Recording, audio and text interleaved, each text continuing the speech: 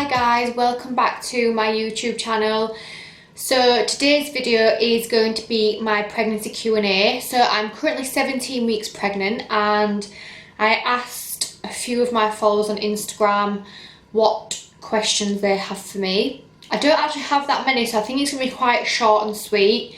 A lot of people asked me the same question and obviously I'm not going to answer every single one of those questions because they are basically the same question. So it'll be nice and quick and short and sweet. Please ignore the state of me. I have not got any makeup on and I was going to put some makeup on. I thought, right, I need to film a YouTube video today. I'm going to do my makeup, and I thought, no, do you know what? I am doing this channel to be myself, to be honest, and just the whole delve into the pregnancy lifestyle, motherhood, etc, etc. So here I am in my Cookie Monster pyjamas from Primark, no makeup on. Luckily my hair is actually still quite nice from the weekend, so that kind of does make me feel okay. So the first question is, how will you adapt your training to pregnancy? So obviously I'm 17 weeks, so how will I is kind of out of the picture now. I've been training since I found out, which was at 4 weeks, so I've technically been training for 13 weeks knowing that I'm pregnant.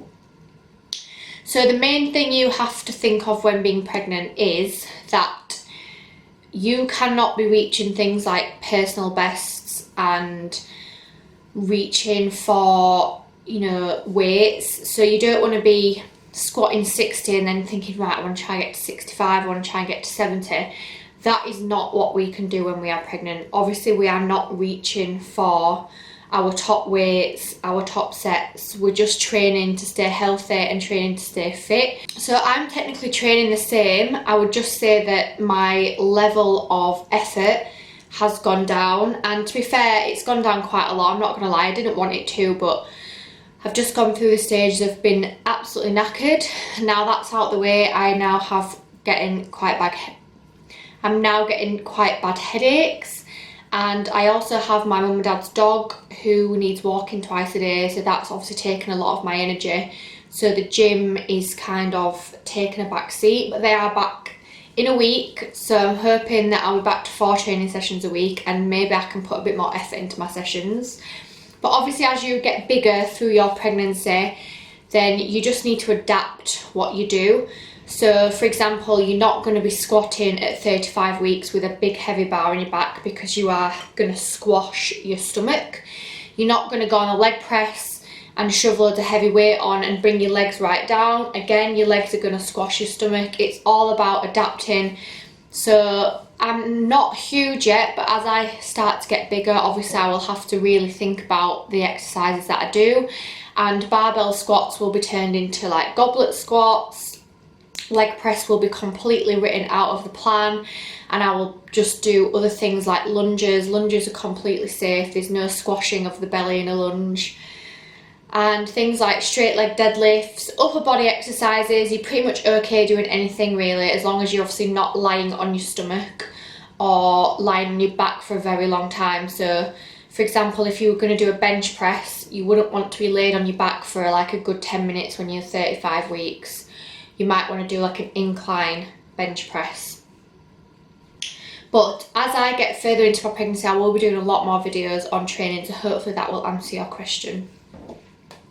Next question, what were your early symptoms? I'm 6 weeks and hardly have any. So I would say that my early symptoms were massive sore boobs, but I do get this with periods, so I didn't know exactly if it was that I was actually pregnant or it was just my period. Then secondly, I would say my sense of smell. So everything was just really strong to me, and taste probably as well. So just the smell of bleach knocked me sick. I once had a hot chocolate, we went to York Christmas shopping and I had one of Starbucks hot chocolates and it literally tasted like salmon. It was disgusting.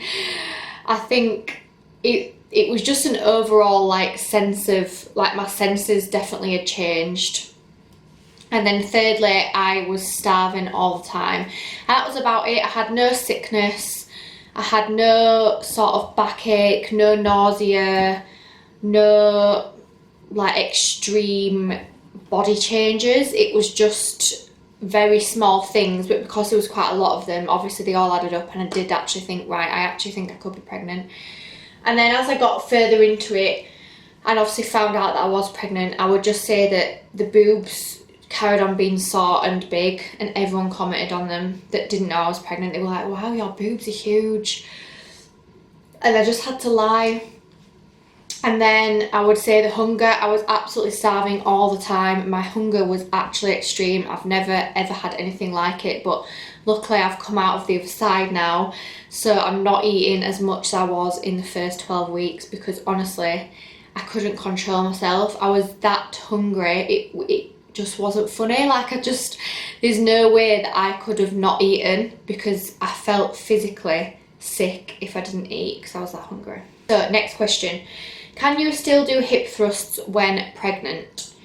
There is quite a lot of fitness questions, so I might do a fitness Q&A as well when I get further into my pregnancy. You can still do hip thrusts. Again, obviously you just don't want them to be heavy, because that's a lot of pressure on your groin area, and obviously as the bump gets bigger and gets lower, I would just literally do either bodyweight hip thrusts, barbell hip thrust with no weight on, or if you're used to doing a lot of weight, I would just shove like a 10, 15 aside, or I would just get one of the small barbells that you might do like a bicep curl with, or I would use a dumbbell and just pop the dumbbell on your hips, or just sort of below like your upper thigh, and do it that way, and just do more reps. So maybe you'd do 20 reps instead of 10, because the weight is a lot lighter, and then just have a shorter rest. But you can still do hip thrusts, there's absolutely nothing against it. They're actually quite good for your pelvic floor as well. So next question, when did you start to see a bump? I would say about 2 weeks ago it stayed, so probably at about 15 weeks. So from about 13 weeks onwards, sometimes I would just look really bloated. Before that, there was nothing. I still looked really quite lean, to be honest. I just had probably a bit of a pouch on my lower stomach. And then from 13 weeks, sometimes I would wake up and I think I was quite bloated, so I looked pregnant. And then other days I would wake up and my stomach would just be flat again. But literally from 15 weeks, it has come out of nowhere. It's really hard on the bottom. I would just say that the top is quite squashy and bloated, and then that's what's helping it look so round. So the underneath is hard and solid and definitely not going anywhere, and the top is just a little bit bloated, so it's kind of rounding it off. And I'm sure in the next few weeks the bloating will just start to turn into actual baby and hardness and organs, and it won't just be bloat. And then when I lay on my back, I can really see it. I lay on my back quite a lot because I can just see that it's grown. Like, the bump's just getting bigger and bigger and bigger every time, like every week from when I lay on my back, and it's actually really interesting to watch. I think I'm going to start taking pictures and just sort of compare them. Next question, do you have a type of birth plan, water birth, hypnobirth? Question mark. So I would love to have a water birth. I have heard fabulous things about it, but I know that it can't always go to plan, so I'm not going to write a birth plan. I actually think it's quite a waste of time, because from everyone that I've spoken to, the birth can change within the click of a finger, and I might want a water birth. I might go into labour, get to the hospital, and all the water baths are taken, so I cannot have a water birth, so then that would disappoint me. So I would love to have a water birth, and that would be in my plan, but it might not happen. So I'm not going in with like massive expectations. I could end up having a C-section, I could end up having forceps, I could end up on all fours on the floor down the corridor. Like, I just do not know how it's going to go down. So yeah, I would love to try a water birth. And then hypnobirthing is 100% something I'm going to be trying. I know quite a lot of friends who have done it. Obviously, I'm very into my positive thinking, law of attraction. Birth right now doesn't scare me whatsoever. I just see it as the fact that I'm going to have a baby at the end of it, which is just amazing, and it really excites me. So I'm probably going to look into actually doing a hypnobirthing course from about 25-30 weeks. I'm kind of reading up a bit about it now, been told things by other people, and then we'll just wait and see. So there's no point doing it too soon, I don't think, but I'm definitely going to be doing the whole positive vibe labour thing. So hypnobirthing is definitely up there, and I would love to also be a hypnobirthing teacher. That is one thing that I would love to do. So it's 100% something that I will be doing, is hypnobirthing. So this question is asked all the time, and if you've watched my trying to conceive, how to conceive quickly video, you probably do know the answer. It kind of like puts me on edge a little bit, but how long did it take you to fall pregnant? Were you on the pill before? I love you. Bless her. This girl has asked me this question about 5 times, and I feel like I need to answer it, but it didn't take us long at all. And the only reason why I don't like answering this question is because I do not want anyone else to compare their journey to ours. Everybody is different, and I know people go through a really hard journey when trying to conceive, and it kind of makes me feel guilty that I didn't have to go through that. So it does make me feel slightly, I don't know, I'm just not a massive fan of answering the question. Like, it's not something that I really want to sit here and brag about, but we started trying for a baby in October and I fell pregnant in November. So 4 weeks from ovulation to ovulation, obviously 2 months from October to November. You know, we're both very healthy, we're both very relaxed, we're both very active, but again, that doesn't mean that that's a necessity and it's not going to work for everybody. But we were very, very lucky, and I have not been on the pill since December 2017. So nearly 2 full years that I've not been on the pill. So we just used other methods of contraception, but I've not had any form of hormonal tablets or pills or anything in my system since December 2017. But I also don't think that makes a huge difference to everybody, because I know people that have been on the pill and as soon as they've come off, they've got pregnant within like a week. So I know that the pill isn't something that's going to affect everybody when it comes to trying for a baby. So if you're trying for a baby, or you're going to be trying the next 6 months and you've been on contraception for years, then I wouldn't necessarily worry about it, because I know plenty of people that have got pregnant quicker than I have who've come straight off the pill for being on it after 10 years. Were you anxious about going back to the gym after you had found out you were pregnant? No, I was not anxious whatsoever. I knew exactly how to train when pregnant. I've seen other people do it. I know that it's safe, and I think you just have to listen to your own body. Some midwives will tell you not to do it, but that's because they genuinely probably do not exercise and don't believe in exercise anyway. So just listen to your own gut. If you're really, really achy, really, really tired, you just don't feel right, then I probably would avoid any sort of heavy exercise anyway. But like I say, just listen to your body. I personally have been obviously quite fine. So if you think that I look different, then I do, because my battery died when I was just filming the last question, and since then I have been out for a coffee, I've been to a friend's house, and I've also walked the dog in the wind and the rain and eaten 2 meals. So where was I before? So the question was anxious about being back in the gym, and obviously, as I was saying, I've had no sickness or anything, so I was quite lucky that way. I knew that I could just carry on doing what I was doing, and if anything feels uncomfortable, then obviously I stop. If I feel like I'm squashing my bump, then I'll stop. If I feel like my heart rate is getting too high, then I will stop.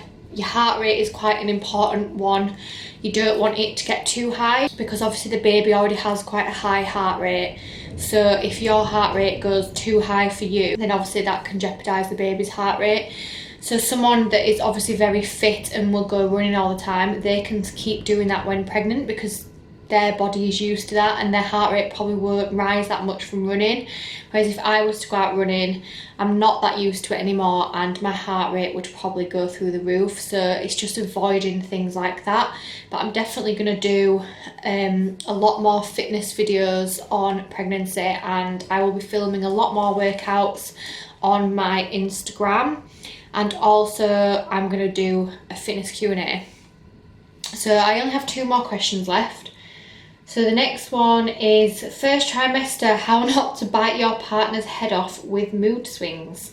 So that's quite a funny one. I'm sure there's a lot of women and girls who can relate to that. I have been very lucky, and I am not a very hormonal person whatsoever. I'm not very moody. I don't get mad. The only thing I get mad about is housework. So Josh is obviously at work all the time and he works really, really hard, and obviously, you know, that's amazing, and he works so hard for us and our family, and I do spend more time at home. Even though I do work from home, it just means I see the mess more. So when there's things like, I mean, there's a bike right here, let me just show you.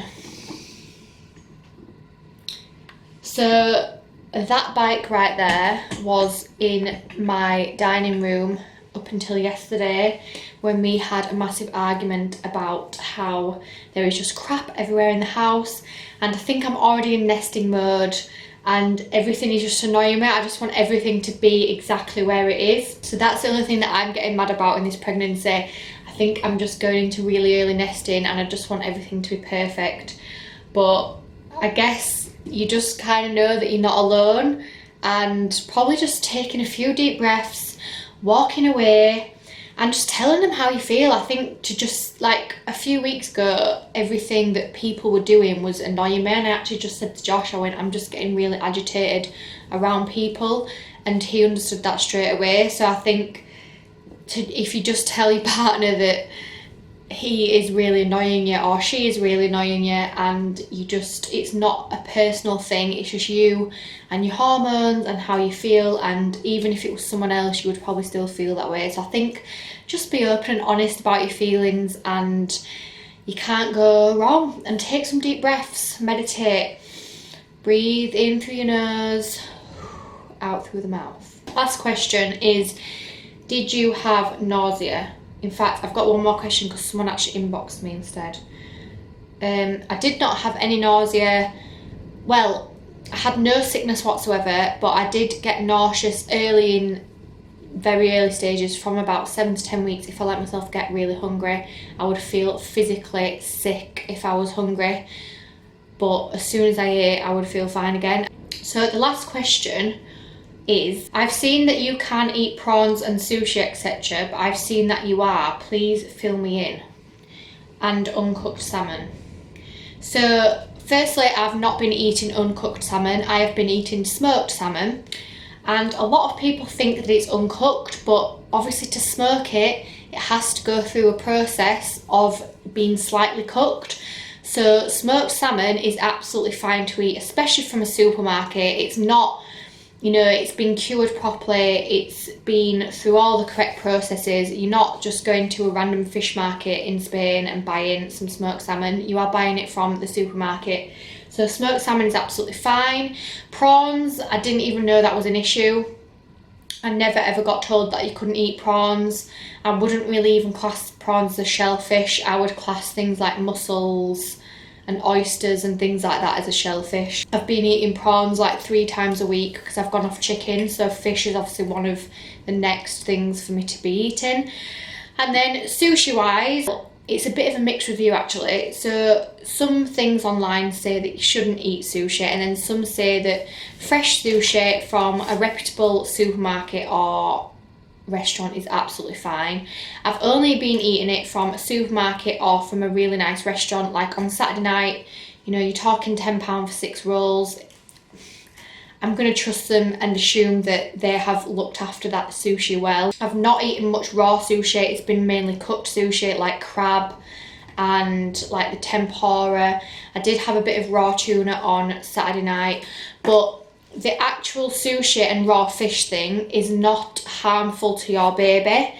It's just you have more chance of getting food poisoning eating raw fish than you have eating cooked chicken or a ham and cheese sandwich. So it's only the same chances as what you would have if you weren't pregnant, and I have never had food poisoning from sushi before, ever. It's something that I eat quite often, it's something that I'm used to. So I just think, if I've never had food poisoning before, why would I get it now just because I'm pregnant? You're not more likely to get food poisoning because you are pregnant.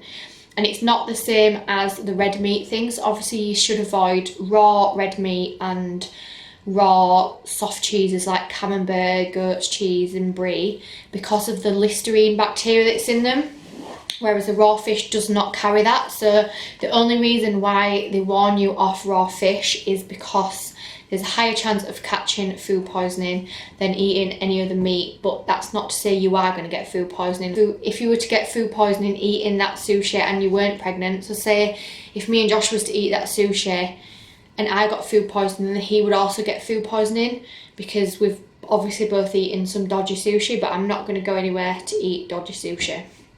So I hope you have enjoyed my Q&A. I know the questions have been slightly random. A lot of people voted for me to do a Q&A. I had about 300 votes and I literally had like 30 people ask me questions.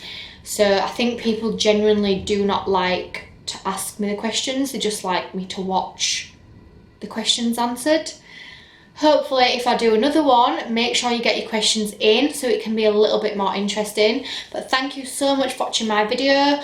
You know, there's a lot more where this came from. There'll be a lot more pregnancy videos, pregnancy and training, pregnancy and nutrition. I'm going to be doing a lot more weekend vlogs, weekly vlogs, a bit more about my life. I feel like I've done a lot of sit down videos lately, a lot more baby naming videos. I absolutely love that. It was one of my favourite things that I've done so far on YouTube. So thank you for watching, guys. Please subscribe to my channel and I will see you in the next video.